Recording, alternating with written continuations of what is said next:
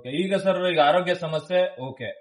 ಈಗ ನೀವು 16 ಗಂಟೆಗಳ ಕಾಲ ಇಲ್ಲೇ ಕೆಲಸ ಮಾಡಿದ್ರೆ ಫ್ಯಾಮಿಲಿ ಟೈಮಿಂಗ್ ಅಂತ ಏನಿರುತ್ತೆ ಸರ್? ಈಗ ನಿಮ್ಗೆ ಅಪ್ಪ ಅಮ್ಮ ಇರ್ತಾರೆ, ಗಂಡ ಹೆಂಡತಿ ಮಕ್ಕಳು ಇರ್ತಾರೆ. ಸೊ ಇದನ್ನೆಲ್ಲ ನೀವು ಯಾವ ತರ ಮ್ಯಾನೇಜ್ ಮಾಡ್ತಾರೆ? ಈಗ ಎಲ್ಗೋ ಹೋಗ್ಬೇಕು ಬರ್ಬೇಕು ಅಂತ ಇರುತ್ತೆ. ಇದು ಫ್ರೂಟ್ ಶಾಪ್, ಜನ ಯಾವಾಗ ಬರ್ತಾರೆ ಯಾವಾಗ ಹೋಗ್ತಾರೆ ಗೊತ್ತಿಲ್ಲ. ದಿನನಿತ್ಯ ಬೇಕಾಗಿರುವಂತದ್ದು ಇದೊಂಥರ ಫಾಸ್ಟ್ ಮೂವಿಂಗ್ ಕನ್ಸ್ಯೂಮರ್ ಗೂಡ್ಸ್ ತರ FMCG ಪ್ರಾಡಕ್ಟ್ ಇದು. ರೆಗ್ಯುಲರ್ ಆಗಿ ಬೇಕೇ ಬೇಕು. ಜೊತೆ ನೀವು ಚಾಟ್ಸ್ ಮಾಡ್ತೀರಾ, ಸಂಜೆನೂ ಕೂಡ ನಿಮ್ ಬಿಸ್ನೆಸ್ ಇರುತ್ತೆ.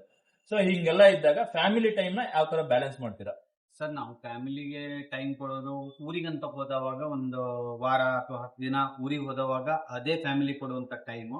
ಅದು ಬಿಟ್ರೆ ನಾವು ಮನೆಗೆ ಹೋಗ್ತೀವಿ. ಈಗ 12 ಗಂಟೆ ಡ್ಯೂಟಿ ಮುಗಿಸಿ ಮನೆಗೆ ಹೋಗ್ತೀವಲ್ಲ, ಆ ಟೈಮ್ ಅನ್ನು ಮಾತ್ರ ಫ್ಯಾಮಿಲಿ ಕೊಡ್ಬೋದು. ಅದು ಬಿಟ್ರೆ ಫೋನ್ ಕಾಲು ಈಗ ಇದರಲ್ಲೇ ಟೈಮಿಂಗ್ಸ್ ಕೊಡ್ಬೋದು ಹೊರತು ಫ್ಯಾಮಿಲಿಗಂತ ಈ ಟೈಮಿಂಗ್ಸ್ ಕೊಡ್ಲಿಕ್ಕೆ ಆಗಲ್ಲ ಸರ್. ಹೆಚ್ಚಿನವ್ರು ಏನ್ ಮಾಡ್ತಾರಂದ್ರೆ, ಒಂದು ಕಾಂಡಿಮೆಂಟ್ಸ್ ಅಥವಾ ಜ್ಯೂಸ್ ಶಾಪ್ ಏನಾದ್ರು ಮಾಡ್ಕೊಂಡ್ರೆ ಅವ್ರು ಗಂಡ ಹೆಂಡತಿನೇ ನಡೆಸ್ತಾರೆ.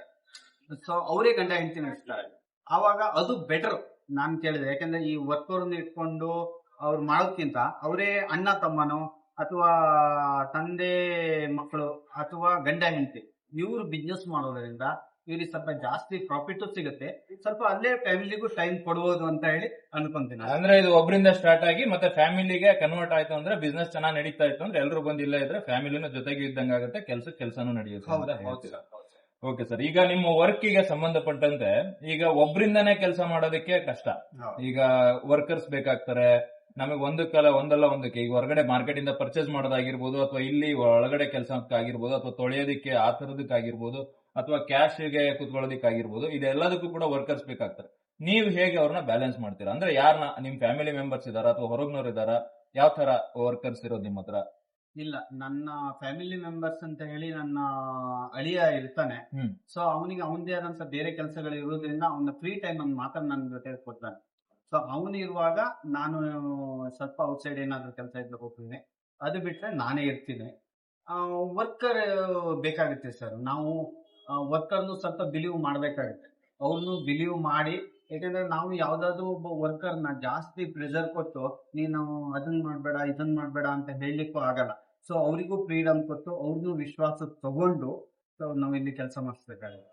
ಓಕೆ ಸರ್, ಈಗ ಎಲ್ಲ ಕಡೆ ನಾವು ನೋಡ್ತಾ ಇದೀವಿ ಸರ್, ನಾರ್ತ್ ಇಂಡಿಯನ್ಸ್ ಕೆಲಸಗಾರರು ತುಂಬಾ ಜಾಸ್ತಿ ಆಗ್ತಿದ್ದಾರೆ. ಇದಕ್ಕೆ ಕಾರಣ ನಿಮ್ಮ ಪ್ರಕಾರ ಏನಿರ್ಬೋದು ಸರ್? ನನ್ನ ಪ್ರಕಾರ ತುಂಬಾ ಈಸಿ ಸರ್. ನಮ್ಮ ಊರಿಂದ ಲಾಸ್ಟ್ ನಾನು ಹೋಟೆಲ್ ಡಿಪಾರ್ಟ್ಮೆಂಟ್ ಬಂದಿರೋ ನಾನೇ. ಅದಾದ್ಮೇಲೆ ನಮ್ಮ ನೆಕ್ಸ್ಟ್ ಜನರೇಷನ್ ಅವ್ರು ಯಾರು ಬಂದಿಲ್ಲ.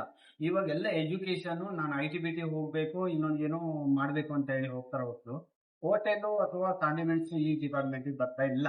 ಸೊ ಆ ಒಂದು ಸಮಸ್ಯೆಯಿಂದ ನಮ್ಮ ಹಿಂದಿಯವರು UP ಅವರು ಇವ್ರು ಜಾಸ್ತಿ ಆಗ್ತಾ ಇದ್ರು ಹೊರತು ನಮ್ಮ ಕನ್ನಡದವ್ರು ಇದೇ ಸಮಸ್ಯೆ. ಕನ್ನಡದವರಿಗೆ ಮತ್ತೆ ವರ್ಕ್ ಮಾಡೋರು ಮಾಡ್ತಾರೆ, ಕೆಲಸ ಮಾಡೋ ಕಷ್ಟಪಟ್ಟು ಕೆಲಸ ಮಾಡುವಂತವ್ರು ಇದ್ದಾರೆ. ಆದ್ರೂ ಅವರಿಗೆ ಫ್ರೀಡಮ್ ಬೇಕು, ಕೆಲಸ ಮಾಡುವಂತ ಮನಸ್ಥಿತಿ ಇಲ್ಲ ಇವಾಗ. ಯಾಕೆ ಕೇಳಿದ್ರೆ ಆ ಮೊಬೈಲ್ ಅಲ್ಲಿ ಆನ್ಲೈನ್ ಗಳಲ್ಲಿ ಗೇಮ್ ಅದು ಇದು ಸ್ಟಾರ್ಟ್ ಆಗಿ ಇವರು ಬಂದ್ಬಿಟ್ಟು ವರ್ಕ್ ಮಾಡೋ ಮನಸ್ಥಿತಿಗಳನ್ನ ಕಳ್ಕೊಂಡ್ ಬಿಟ್ಟಿದ್ದಾರೆ. ಸೊ ಹಾಗಾಗಿ ನಮ್ಗೆ ಹಿಂದಿಯವರು UP ಅವರು ಜಾಸ್ತಿ ಆಗ್ತಾ ಇದ್ದಾರೆ.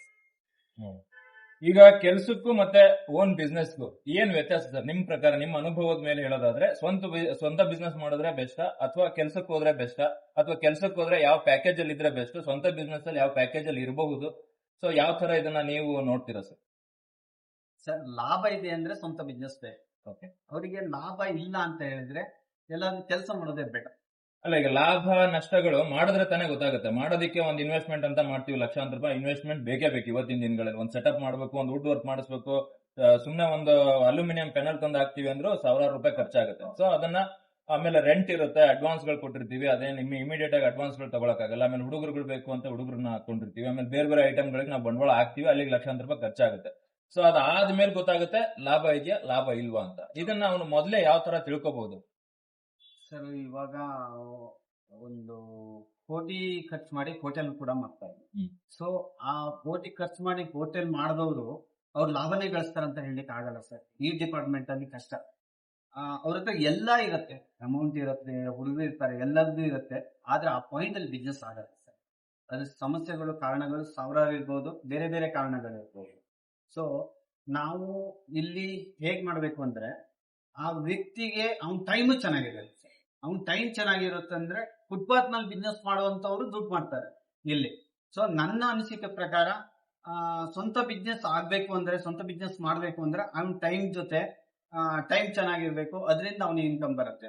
ಇಲ್ಲ ಅಂತ ಹೇಳಿದ್ರೆ ಅವ್ನು ವರ್ಕ್ ಕೂಡ ಮಾಡ್ಬೋದು. ವರ್ಕ್ ಅಲ್ಲೂ ಅವನಿಗೆ ಒಂದು 20-25-30 ಸಾವಿರ ಸ್ಯಾಲರಿ ಪೇಮೆಂಟ್ ಇದೆ. ಸೊ ನಾನೀಗ ಸ್ವಂತಾಗಿ ಮಾಡ್ತಾ ಇದ್ದೀನಿ ಅಂದ್ರೆ ನನಗೆ ಇವತ್ತು 50-60 ಸಾವಿರ ಲಾಭ ಸಿಗ್ತಾ ಇದೆ ಅಂದ್ರೆ ಮಾತ್ರ ಅವನು ಸ್ವಂತ ಬಿಸ್ನೆಸ್ ಮಾಡ್ಬೇಕು. ಬಟ್ ಬೆಟರ್ ಸ್ವಂತ ಬಿಸ್ನೆಸ್.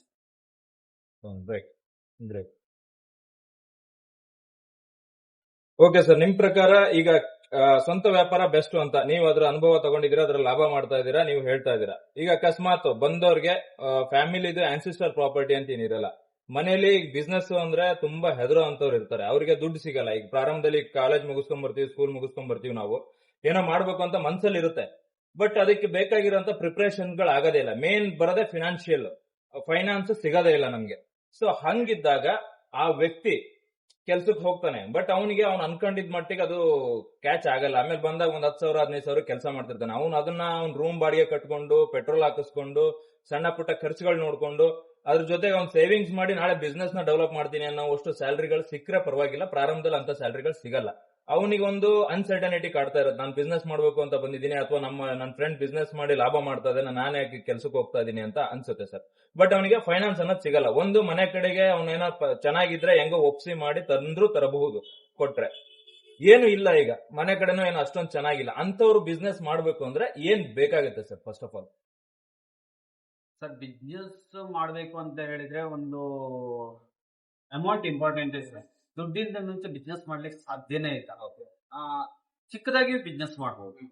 ಒಂದು ಪೆಟ್ ಅಂಗಡಿ ಇಟ್ಬೋದು, ಅಥವಾ ಫುಟ್ಪಾತ್ ಮೇಲೆ ಒಂದು ಗಾಡಿ ಇಟ್ ಮಾಡ್ಬೋದು. ಮಿನಿಮಮ್ ಒಂದು 50,000-1 ಲಕ್ಷ ಇನ್ವೆಸ್ಟ್ಮೆಂಟ್ ಇಷ್ಟೇ. ಇದ್ರಲ್ಲಿ ಪ್ರಾಫಿಟ್ಗಳು ಜಾಸ್ತಿ ಇದೆ ಸರ್, ಇದ್ರಲ್ಲೇ ಪ್ರಾಫಿಟ್ಗಳು ಇರೋದು. ಇಲ್ಲ ಅಂತ ಹೇಳಿದ್ರೆ ಒಂದು ದೊಡ್ಡ ಪ್ರಮಾಣದಲ್ಲಿ ಕೋಟಿಗಟ್ಟಲೆ ಹಾಕಿ ದೊಡ್ಡ ಹೋಟೆಲ್ ಮಾಡ್ಬೇಕು ಪಾರ್ಟ್ನರ್ಶಿಪ್ ಅಲ್ಲಿ. ಸೊ ಅಲ್ಲೂ ಪ್ರಾಫಿಟ್ ಇದೆ. ಈ ಮಿಡ್ಲ್ ಅಲ್ಲಿ ಇರಬಾರ್ದು ಸರ್. ಈ ಒಂದೇ ಚಿಕ್ಕ ಲೆವೆಲ್ ಅಲ್ಲಿ ಮಾಡ್ಬೇಕು. ಗಂಡ ಹೆಂಡತಿ ಯಾರಾದ್ರೂ ನೆಟ್ಸೋರ್ ಇದ್ರೆ ಚಿಕ್ಕದಾಗಿ ಮಾಡ್ಬೇಕು, ಇಲ್ಲ ದೊಡ್ಡದಾಗಿ ಮಾಡ್ಬೇಕು. ಈ ಮಿಡ್ಲ್ ಅಲ್ಲಿ ಇರುವಂತ ಬಿಸ್ನೆಸ್ ಮಾಡಿದ್ರೆ ಕಷ್ಟ. ಅದೇ ನೀವು ಹೆಂಗಂದ್ರೆ ಅವರು ಫೈನಾನ್ಸಿಯಲಿ ಹೇಗೆ ತರಬೇಕು, ದುಡ್ಡು ಎಲ್ಲಿಂದ ತರಬೇಕು ಅಂತ ಸಪೋರ್ಟ್ ತಗೋಬಹುದು ಸರ್. ಅವರು ಬ್ರದರ್ ಹತ್ರನೋ ಅಥವಾ ಅವ್ರ ಮನೆಯಿಂದನೋ ಸಮ್ ಅಮೌಂಟ್, ಯಾಕಂದ್ರೆ ಜಾಸ್ತಿ ಅಮೌಂಟ್ ಅನ್ನ ತಗೊಳ್ಬಾರ್ದು. ಯಾಕಂದ್ರೆ ಸ್ಟಾರ್ಟಿಂಗ್ ಬಿಸ್ನೆಸ್ ಮಾಡುವಂತವ್ರು ಜಾಸ್ತಿ ಅಮೌಂಟ್ ಬಂಡವಾಳ ಹಾಕಿ ನಾವು ದೊಡ್ಡದಾಗಿ ಮಾಡ್ತೀನಿ ಅಂತ ಮಾಡಬಾರ್ದು, ಚಿಕ್ಕದಾಗಿ ಮಾಡ್ಬೇಕು. ಆ ಅಮೌಂಟ್ ಅನ್ನ ವಾಪಸ್ ಅವರು ರೀಫಂಡ್ ಮಾಡುವಂಗಿದ್ರೆ 1 ಲಕ್ಷ ಅಮೌಂಟ್ ಅನ್ನು ರೀಫಂಡ್, ಒಂದ್ ವೇಳೆ ಬಿಸ್ನೆಸ್ ಅಲ್ಲಿ ಹೆಚ್ಚು ಕಡಿಮೆ ಆಯ್ತು ಅಂತ ಹೇಳಿದ್ರು ಅವ್ನು ದುಡ್ದಾದ್ರೂ ಅದನ್ನ ಒಂದು 3-4 ತಿಂಗಳಲ್ಲಿ ವಾಪಸ್ ಮಾಡಿ ಅವ್ರಿಗೆ ಕೊಡ್ಬೋದು. ಸೊ ಹಾಗಾಗಿ ಅವ್ರು ಯಾರಿಗೂ ಹೆಲ್ಪ್ ತಗೊಂಡೇ ಮಾಡ್ಬೇಕಾಗತ್ತೆ.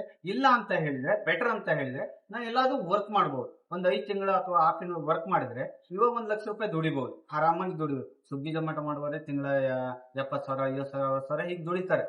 ಸೊ ವರ್ಕ್ ಮಾಡಿ ಬಂಡವಾಳನ ಕೂಡಿಟ್ಟು ಅವನು ಬಿಸ್ನೆಸ್ ಅಂದ್ರೆ ಅವನು ವರ್ಕ್ ಅಲ್ಲಿ ಅಷ್ಟು ಕಮಿಟ್ ಆಗಿರ್ಬೇಕು, ನಿಷ್ಠೆಯಿಂದ ಕೆಲಸ ಮಾಡ್ಬೇಕು, ಹಗಲು ರಾತ್ರಿ ಅನ್ನಂಗಿಲ್ಲ. ದುಡ್ಡುಗೋಸ್ಕರ ಈಗ ಒಂದು ಬಂಡವಾಳ ಬೇಕು ಅಂದ್ರೆ ಅದಕ್ಕೆ ಅವನೇ ಜನರೇಟ್ ಮಾಡ್ಕೋಬಹುದು. ಅವನ ಜವಾಬ್ದಾರಿಗಳನ್ನ ಅವನ್ನೇ ತಗೋಬೇಕು. ಇನ್ನೊಬ್ಬರ ಮೇಲೆ ಹಾಕೋದು ನನ್ಗೆ ಅಷ್ಟು ಶೋಭೆ ಅಲ್ಲ ಅಂತ.